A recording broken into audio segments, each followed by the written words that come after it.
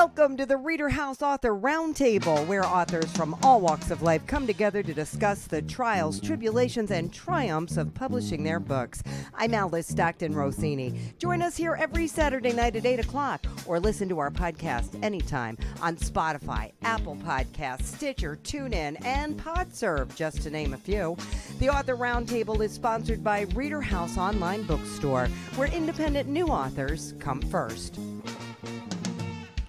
Imagine a life of gardening, plant propagation, beekeeping, woodworking, flying for aerial photographers in your own Cessna 120, scuba diving, sailing, finding the love of your life, and becoming the king of darts at the Wharf in Ohio. And you'll have a small window into the life of Jim McCue and his book, How I Met Your Grandma. Jim, you got to tell me about the darts that put you on the map. It was an old bowling alley, and we bought that and turned it into a darting emporium, and it was ridiculously successful. I mean, it exploded. It really worked out well. I mean, who knew people loved darts so much?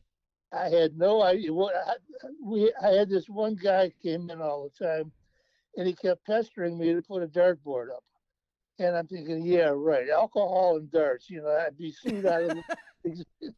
So he kept after me, and then just to shut him up, I went and bought a cheap toy dartboard, and I nailed it on the wall back in the bowling alley. And I told him, there's your dartboard.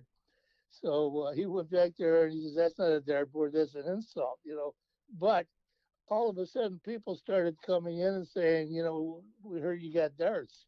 And I was like, where the hell is this coming from? So I went and got a regular professional dartboard. And that was the beginning. The business just exploded. And before I knew it, we had 6 boards up. And for every board, you're allowed to have 2 teams, I think it was, if I remember correctly.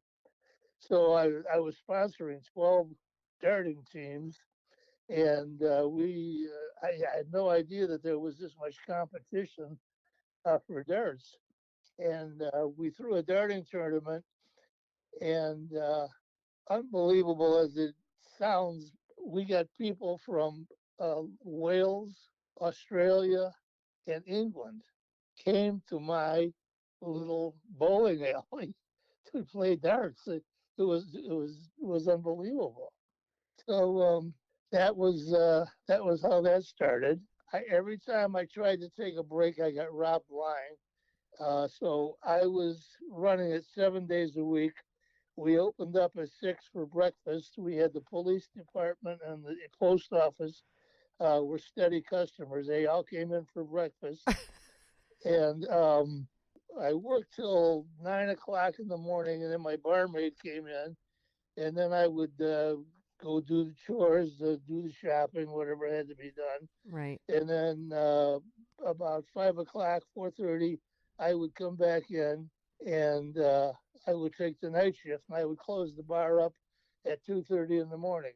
Wow. So I'm working from 6 in the morning to 2:30 in the morning. Oh, that's crazy. Yeah, and it put me in the hospital twice. Oh. I was from exhaustion. The name of your book is How I Met Your Grandma. And really, it's a love story, right? There was this church near our neighborhood. It was called Our Lady of the Angels. And they held dances every Friday night for school-aged kids.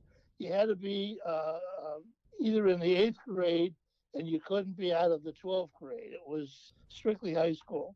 Mm-hmm. And I was a freshman, and I went to one of the dances, and I saw my wife for the first time knock me out of my shoes. I didn't talk to her. I just looked at her. And her father was a prestigious home builder on the West Side. And I didn't have much hope of connecting with her because I was a little nobody. I came from St. Patrick's, which was a blue-collar working parish. And that following spring, I shipped out. I always, when I was a little kid, I was in love with boats and water. And so I shipped out. I had to go to Detroit. In Cleveland, you had to be 18 in order to ship out on a vessel. So in Detroit, you had to be 16. They were 2 years younger. And I wasn't even 16. I was still 15, but I had an uncle that knew a lot of people. And he got me a Siemens card. And I went out on the, worked on the lake freighters. And I lasted, oh, almost 2 months, something like that. And I got homesick. I got a letter from one of my friends, and they told me about all the stuff that was going on at home and who was dating who. And I'm sitting out in this stupid steamboat. My whole life is passing me by. So I jumped ship in Lorraine. Oh, Uh, you that jumped was, ship? yeah, I'd had it. I had to get off the boat or I was going to die. So we we we put into Lorraine, tied up, and we started offloading our iron ore. And when my watch was, I was on the 4 to 8 watch. And when my watch was done, I grabbed all my clothes and my belongings, and I jumped ship. It's all in the book. And I went home, and I didn't know many of the girls because I don't know why, but we were out in a my buddies and I went out to a beer joint we frequented, and this kid came up to me from school and asked me if I wanted a blind date. And I said, yeah, I had no women since all my years on the high seas. I was dateless, so yeah, I'd love a blind date. So I go to pick her up, and oh my God, it's her. It's that girl I saw last year. And I thought I'd been set up to look like a jerk because she was so far out of my class. It was not even comparable. So she was going with a guy at the time, and she got the idea that he wasn't paying enough attention to her, so she was going to make him jealous by going out with another guy. Well, turned out to be me, so that's how the blind date came about. And so we went out, and she wanted to make sure that there was no connection because she wasn't looking for a new boyfriend. She was just trying to hang on to the one she had. Hmm. So she acted like a total idiot all night long. And I couldn't believe anybody that was so beautiful could be so stupid. Um, so I got her home. Finally, I couldn't wait to get rid of her. It bothered me. I thought she couldn't have been that bad, and I started questioning myself. I thought, well, maybe I misunderstood, or maybe I'm not remembering right.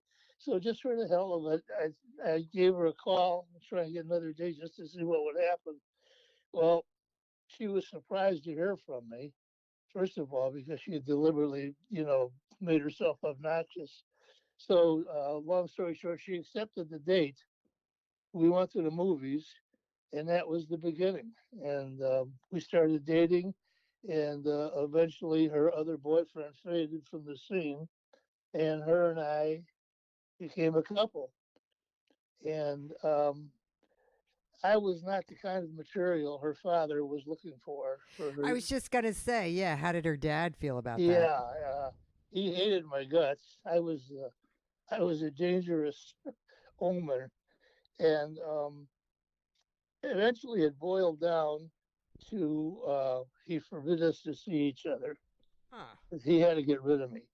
So we couldn't see each other during the day, but it was my wife's idea. She had this uncle who was kind of nuts. He did all kinds of weird things. And one of the weird things he did was he bought a house out in Vermilion on the beach. So she got the idea that we could go out to his place and spend the night together. We're kids in high school. So we go out there and we check it out, and oh my God, the beach is beautiful and it's private. Um, Nobody around her. For 500 feet to the right and the left, it was just nothing but woods and fields. There was no houses, no people. So we had total, complete privacy. So it got to the point where we were suffering from sleep deprivation. And uh, her folks thought that she had gone into depression, but it was sleep depression, sleep deprivation. Right. Anyway, they had a ritual where every Sunday night they had dinner at their grandparents' house that was just carved in stone. And at one of these dinners, Grandma wanted to meet me, much to her father's chagrin. So my wife's mother and her grandmother adopted me. They loved me. Oh. And I had no college education. I graduated from high school, and that was it. I was going to be a tradesman. So 4 or 5 weeks, it was a big family blow up, and that's when he forbade us to see each other.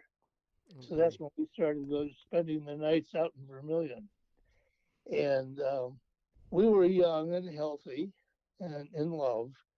However, we both agreed that the final act of love, we would hold off until we were married. So Ah. eventually, her grandparents, as a grandmother, asked how come I wasn't coming to dinner anymore. So she challenges her father to tell her grandmother why we were forbidden to see each other. Well, he blows, loses his temper.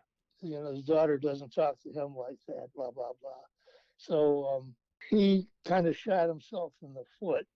And eventually I was reinvited back to dinner. And little by little, we started making plans to get married. Did you have any children? Only eight. What? Eight.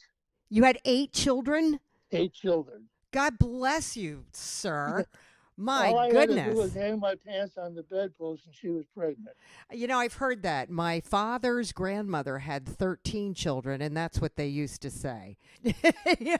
This is your family story. Absolutely. And you never wrote before this. No, my wife's sisters and my grandchildren, not so much my children, but my grandchildren, were pestering me all the time to write the story of Rose and I.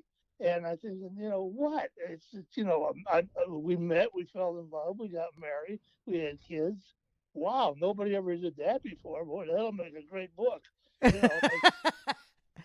So anyway, my wife's last 3 or 4 months were not pretty. She died of dementia, and the part of her brain that controls swallowing, she forgot how to swallow. Mm, And she had a DNR in effect, so there was nothing anybody could do. mm. They pumped her full of morphine, and and we sat there and watched her die. It was Oh, I'm horrible. so sorry. So when she finally passed, she died on December the 3rd of 22. And when she passed, finally, everybody was relieved that the suffering was over. So about 3 weeks after she passed, I woke up one morning and I had this uncontrollable urge. I had to write something, and I mean, it was weird. It was like if you were dying of thirst, you had to, you do anything for a drink of water. Gotta have a drink. Well, it was that way with the writing. I had to write something, and I thought, what the hell am I going to write? And I didn't know. It was driving me crazy. So 3 days went by, and it disappeared. And I thought, thank God that's over. It was really getting to me. Yeah. And about a month after that, I was laying on my back looking at the ceiling, and the story's in my head. And I knew the beginning, I knew the middle, I knew the end, I knew the characters' names, and I have no idea where the story came from. And it stayed in my head, and I thought, what the hell? I'll start writing it down, see where it goes.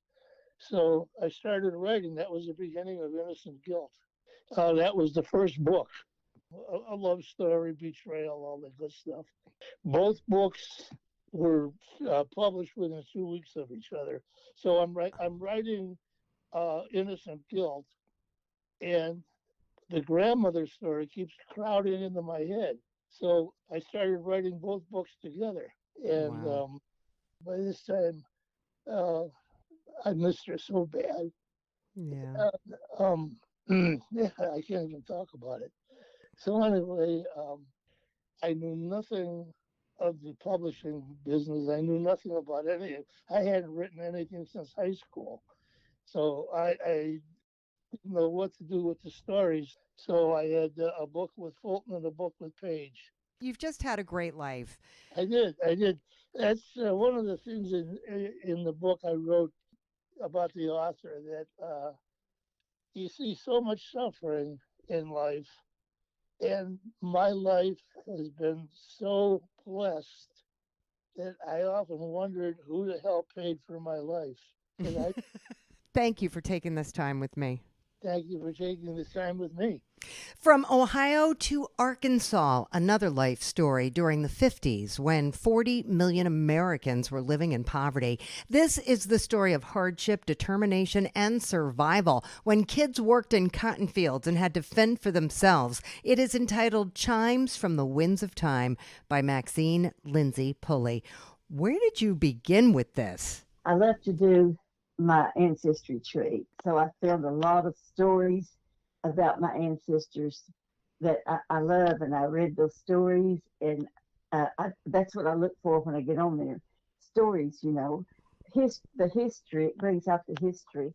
And so I wanted to do something for my grandchildren so they could have my history and they could pass it on to their children. And the book first started when I was born. I was 1946. Then up until I was 9 years old, it was the post-war era, and there were so many people in poverty. Everybody was in poverty. Everybody had lost their jobs, and a lot of the farmers. My father was a sharecropper, and most of the people that we knew, they were either farmers or sharecroppers, and so they were beginning to lose their farms, and we just everybody seemed like in the communities was really having a really hard time, and so we just did the best we could. We just grew our own food and worked at whatever we could find to work at, picking cotton wherever we could. Now, of course, I was too little in the beginning to do all this, but the children got to the age of about the first grade, they would come home from school and then they would go to the cotton fields. Before that, they just went to the cotton fields with their mothers and played around. Did it bring you closer together? It did. The people in our family, we all worked together to help make a living and help to grow our food. And, the things that we needed to do, we all just worked together as a family. But not only that, people worked together in the community as a community and helped each other.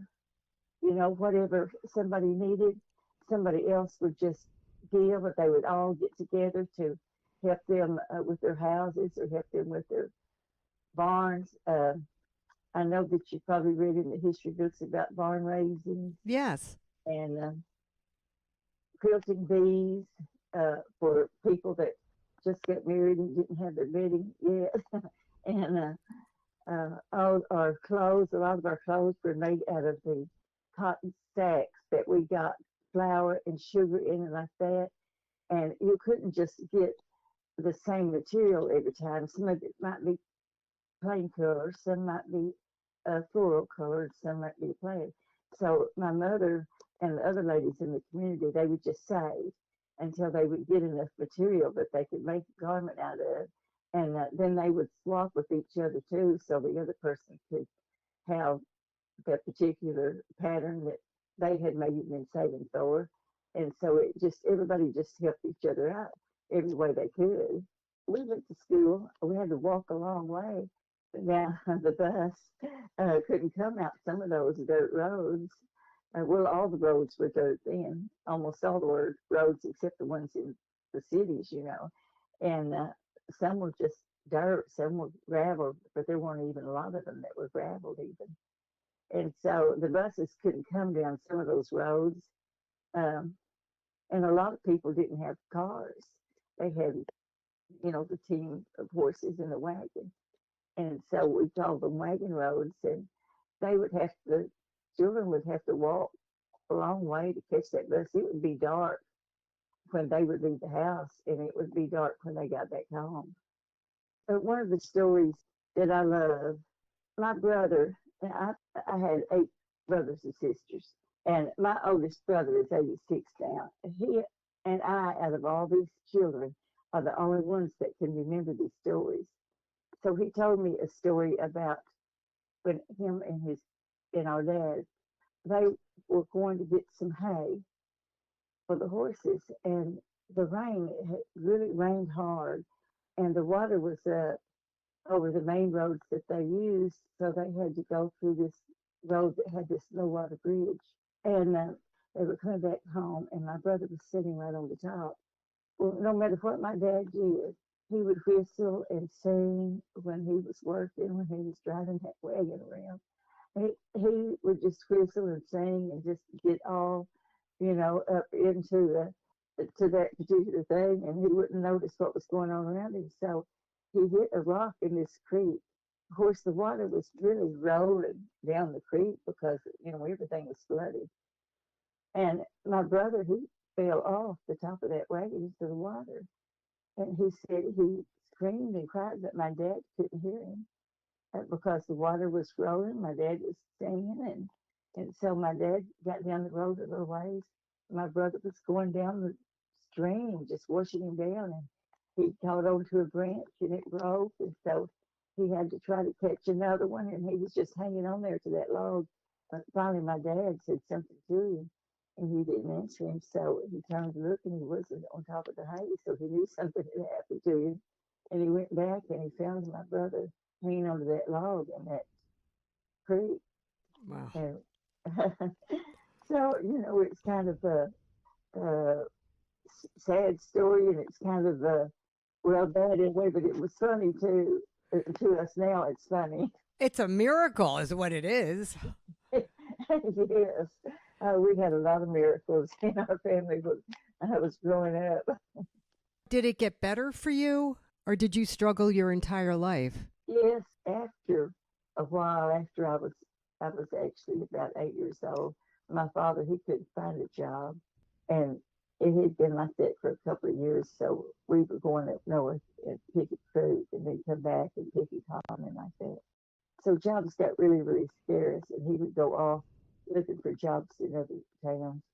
He just didn't come back, and so my mother still had 6 children left at home at that time. Wait, your dad went up north to get a job and never came back? Well, I don't actually know where he went because I was too little to remember all that, but he just didn't come back. So my mother ended up getting a divorce from him and raising us by herself. And this story is about this. It's going to be in my next book. I'm writing a sequel to this. And anyway, it was harder than before.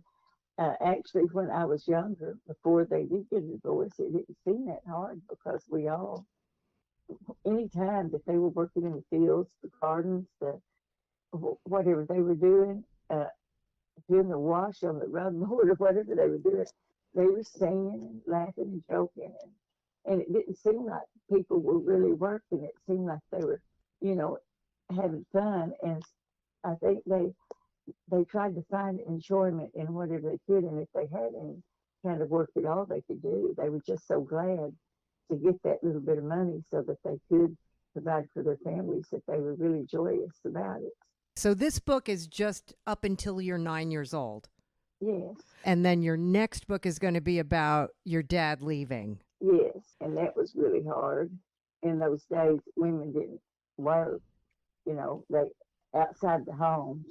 When my mom worked in the fields, she worked from daylight to dark, in the fields, but it was after they got their divorce, then we lived in the town, and there wasn't very much to do, so she just had to take in washing, babysitting, ironing, sewed, she cooked, she cleaned, or whatever she could do to try to make money to provide for us. And that was hard for us because we all had to pitch in and learn to help. at really young ages compared to what they are now, compared to what children are learning now. Do you go out and talk about your book? Yes, as a matter of fact, I'm going to a couple of places today. I'm going to the museum here is about 25 miles away. We live in the country, and so I'm going to the museum. They want to put some books in there in the library. And I had a book signing at the museum. It turned out really, really well for me. That's great. And so I've got to talk to another person this week about a book signing.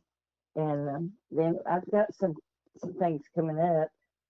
I've got some classes that they want me to teach for the school children on some of the things that we learned, survival skills that we learned back when I was growing up. What was the most valuable survival skill? There was a lot of different things that we learned. We made our own chicken feed, and we made our own cornmeal too. It was called a cook table. It was just a table. They had that grinder set up there, and you turned the crank, and you ground up your chicken feed, and so we also made our cornmeal. And the children usually did that because they would argue over who wanted to do it, who could get to do it first, and so we took turns doing it. But we did that like at night when all the work was done, and we didn't really have anything to do. So we would do that. Just, it was work, but it wasn't work to us. To us, it was fun. Where did you grow up? I was in a little community called Ingleside, Arkansas. It's out from Newport. Newport is the largest city next to it, Newport is really small too. So I guess people know that you wrote a book because everybody knows who you are, right? Right. Yeah. And they want you to talk about it because we can't even imagine what you guys went through. Kids today, young people today, they can't even imagine. No, they really can't, because today children just have everything, and parents just work themselves to death trying to get them everything. Yeah. Well, my husband and I did that with our children too, because we didn't want them to grow up like we did. He grew up the same way that I did. And so, we didn't want our children to grow up like that.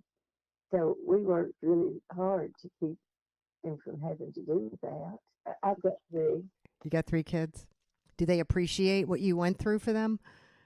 I think so. They better, right? Right. We've got 8 grandchildren and 21 great-grandchildren. Oh, Maxine, you should be so proud. Oh, I am. Let me just ask you one thing. If there was one message in this book, what would it be?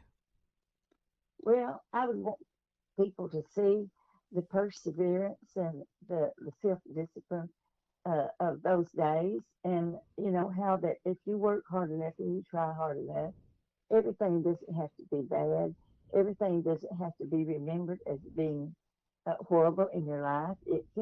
You could look back and you can find a lot of joy in those things that seem like maybe they weren't much joy at the time, but you can laugh about some of those things now. And I would just want people to see what you can do if you really try hard enough to do it, and that you can get through anything, no matter how hard that it seems like it is to you at the time.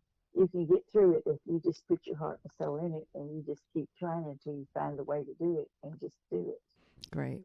Thanks so much, Maxine. You're the best. Well, thank you. Rural mailboxes brought to life, observing the lives of everyday people and offering commentary. You've Got My Mail is the brainchild of Kamyron Tabasco, and I have to say, you've got one of the most interesting pen names I think I've ever heard.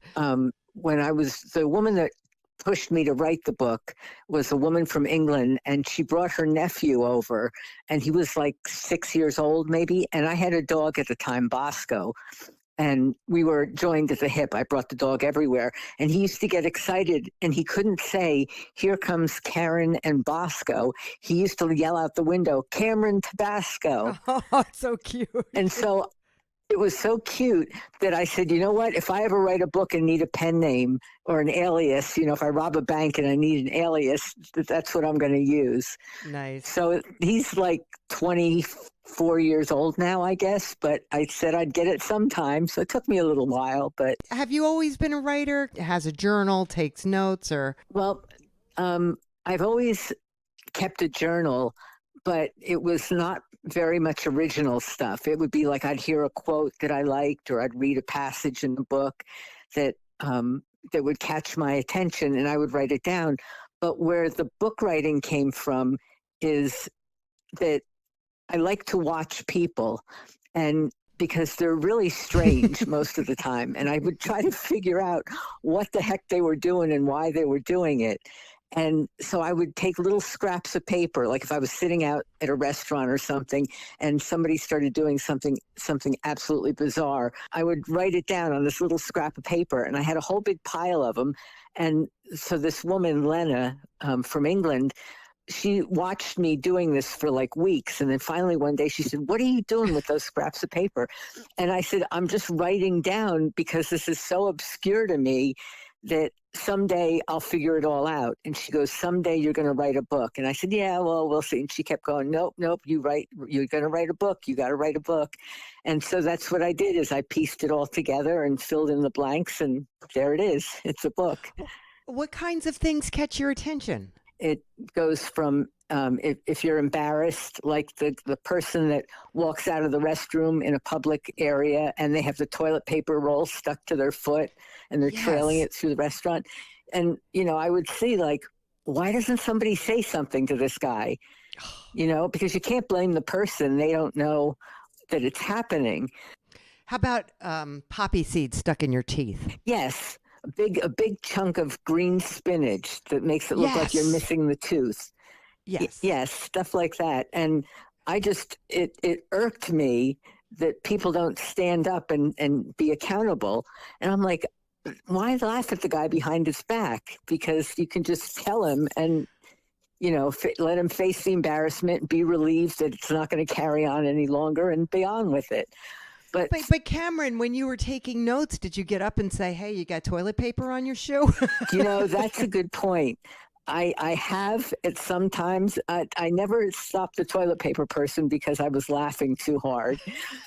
But I have done it, if a woman's walking and her skirt is got stuck folded up in the back, or a gentleman sat down on a Post-it and he's got a Post-it stuck to his ass, then I've gone up and I've either like brushed aside to get it off or without getting myself arrested, or I would say to them, "Excuse me, sir, but whatever. And they're usually very responsive and they don't, flip out on me or anything. But people fascinate me. So that's where this came from. And I just started thinking, well, I have an example of stupidity or greed or whatever. So I started making a list of all the emotions that I could come up with. And then I filled it in. And as I was reading it, I said, this is going to be really boring, because it's just like a school book that you would get saying, okay, well, this is what happens, what people exhibit when they're greedy or when they're worried about something or when they're paranoid, or if they're in love, they act this way or they think this way or whatever. So that's when I came up with the idea. One day I was driving and I saw a line of mailboxes in a rural area. You know how everybody has the come-to spot where they all get their mail at a general place instead of having the mailbox with each individual house. Right. And I looked at them, and the way that they were leaning and just hanging out there, it was like they were just hanging out, like having a smoke break or something. And so I said, that's it. They're my characters. I'm going to turn this story into the mailboxes. And people ask me, can you explain the book? And I start to, and then I see them glaze over and I kind of lose their attention. And they're like, mailboxes that can talk? I don't get it. So the mailboxes become characters. Yes, the whole story is told through the mailboxes. And the mailboxes are in a perfect position to watch stuff going on, people going by. Exactly. And there's, I do anxiety, a chapter on anxiety, and I state a little bit about that, this is the next topic. And then I go right into the mailboxes. One of them receives the wrong mail, like the mailman put it in the wrong mailbox. Okay. And so he starts freaking out and saying, oh, what if it's important? What if, what am I supposed to do? So it's seen through the mailbox. And I did it in the way of, like, it's not a children's book because the topics can be, I think the standout moment of the book is the female mailbox that falls in love with her mailman, which is why it's also not a children's book, because I had to have one salacious moment in the book. And I get very descriptive of the female mailbox waiting for the mailman to come and enter her with his mail and leave his mail. And I start writing it and it gets pretty descriptive. And then all of a sudden you hear, "Arr!" and it's the fellow mailboxes complaining that they have nothing but junk mail. And this shakes her back to reality.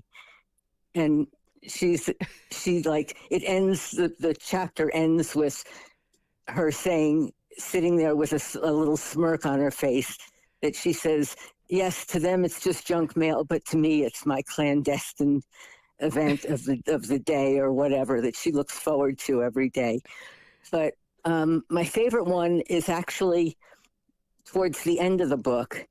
The mailboxes, the stories evolved, and the mailboxes get into writing about the end of life, and it was very cathartic for me to write it, because it's written in that it starts flowing and it builds to a panic, because I start writing in it.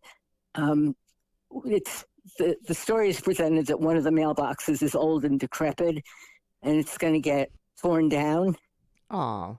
The mailbox starts to panic and say, what happens in life? Like, what happens when you come to the end?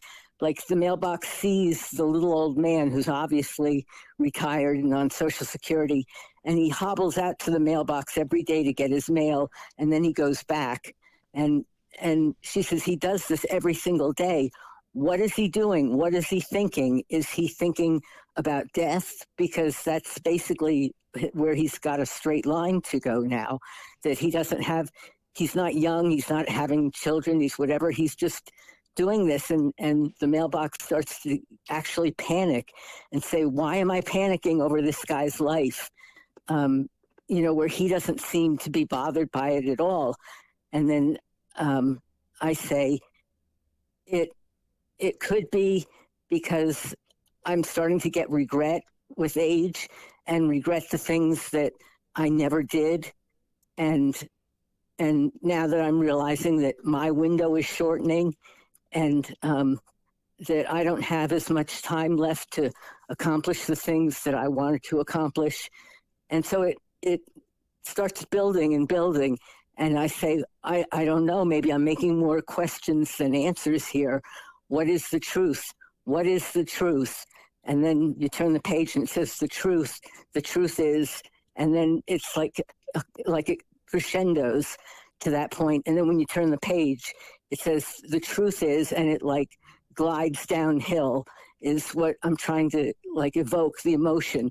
Like when I have somebody reading it, I want them to get all worked up and start relating to it and saying, yeah, my God, what is the old man thinking? What does happen? I mean, we're all going to die.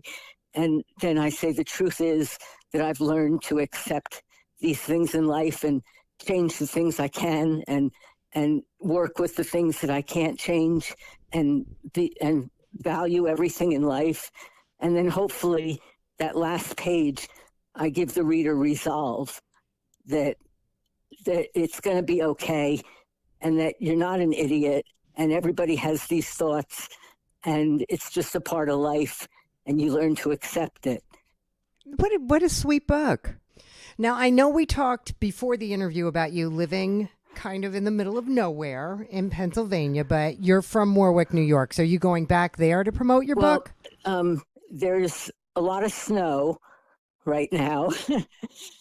And I refuse to accept that my life doesn't revolve around Warwick, New York anymore, because that's where I lived before I moved here and I loved it there. But there is a bookstore in the center of Warwick that I'm hoping to get maybe a reading night or something. Although it's a short book, so I don't know, I might end up reading the whole book and then there's no point in them buying it. But I could go for a book signing or something in there. There's a lot of shops around. There's a big Barnes and Noble not too far from that whole Warwick area. How far are you from Warwick? About an hour and 5 minutes. No problem. You can do that. Yeah. All right. So listen, you're on to your next book, right? Yes. About dogs. Yes. This is the story of my life with my dog, Bosco, who I dedicated the first book to as the love of my life. And I'm actually convinced she's the reincarnation of my mom. Aww. Yeah. All right. So that's number 2 that I'm working on. And then I like the number 3. So I'm planning on a third one, which is going to be somehow the next installment of my life, like whatever happens and whatever I decide to observe, which I haven't lived yet. So details are a little sketchy. But Okay. All right. Well, listen, I'm looking forward to that. All right. Keep in touch. I will. All right. Thank you. I so enjoyed this, Kamyron. Thank you. Thank you. Take care. Meet self-proclaimed workaholic Syed T. Mohiuddin, pharmacy supervisor by day, writer for 14 years working to finish his fantasy adventure, Zurian Chronicles: A Daughter's Call. How did you find time to finish? When I tried to finish the book, I woke up around like 4 a.m. to work until like 8, then I would go to work, come home, work until midnight on the book and so on. But I didn't get serious about it until a couple of years ago. Were you always a writer? Well, I mean, I've wanted to be for a while, but it always was a case of work always came first before anything else. So the book always just got pushed back and back and back. But yeah, eventually, like a couple of years ago, I decided, you know what, I'm done. I need to get, work on the things that I actually want to do. So what inspired the book? When I would read these amazing like series like Harry Potter, Rangers Apprentice and so on, I hated it when the books ended, the series. I wanted more and more. And eventually I just kind of like realized, you know what, like every single good series that I read, it always ended. So like, what if I just kind of came up with my own world and own story? And that was just when I was like a teenager. Were you a teenager 14 years ago? Yeah. So the idea for the book came, I think I was 16, 17. Yeah, I just kind of jotted some random things down and I thought I knew what I was doing, obviously, as all teenagers do. Yeah. And the more and more I learned, I realized how much I don't know and how much of a daunting, big task this is. So I developed some skills over the years, took some online courses, learned some things in college and character development and courses on like Skillshare and few. And I intend to kind of do a little bit more as I'm working on book 2 and stuff too, just to kind of polish some skills. So what's the book about? Ultimately, the theme of the book is all about family. The story about 3 siblings who find out, that their parents are actually alive after almost a decade. So they go on the search for them and end up in the world called Zuria, and they're basically in over their heads. There's so much crazy supernatural stuff happening. They realize their family is connected to a lot of these events. There's a major civil war going on between some supernatural factions and so on, and they get mixed up in it, and they just kind of trying to figure out the rules of this world, as well as learning more about each other and what they're good at, developing their strengths, and eventually learning more how to love each other and get along with each other. Where were their parents? The parents disappear.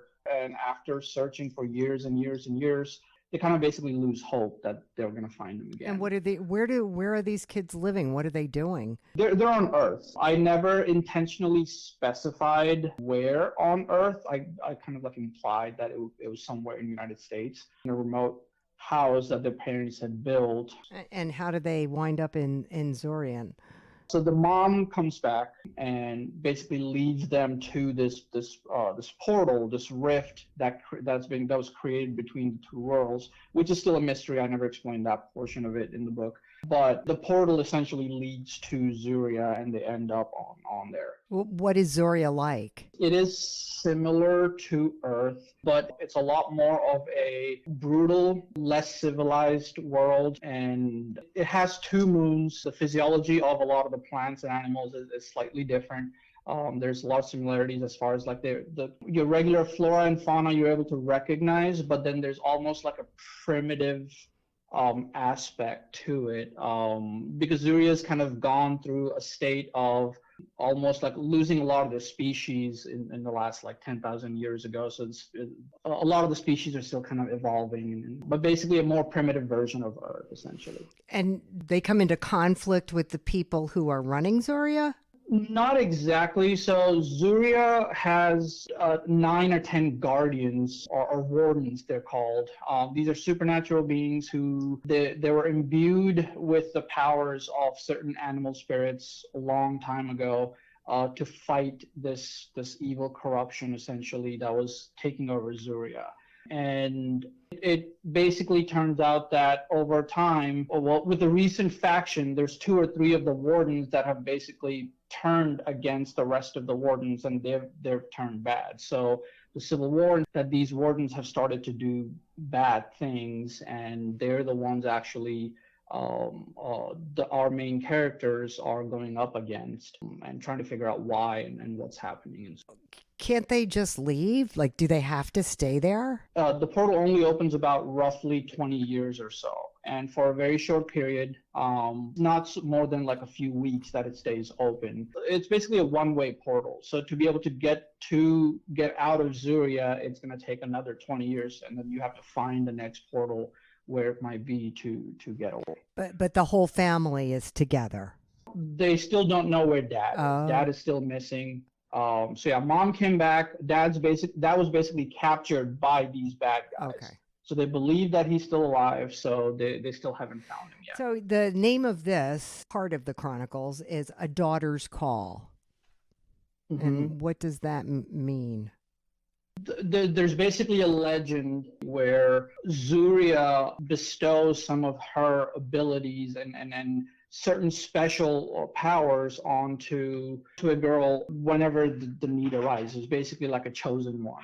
And one of the main characters, who's not one of the 3 siblings, she is actually known as the daughter of Zuria, and she kind of learns that about herself.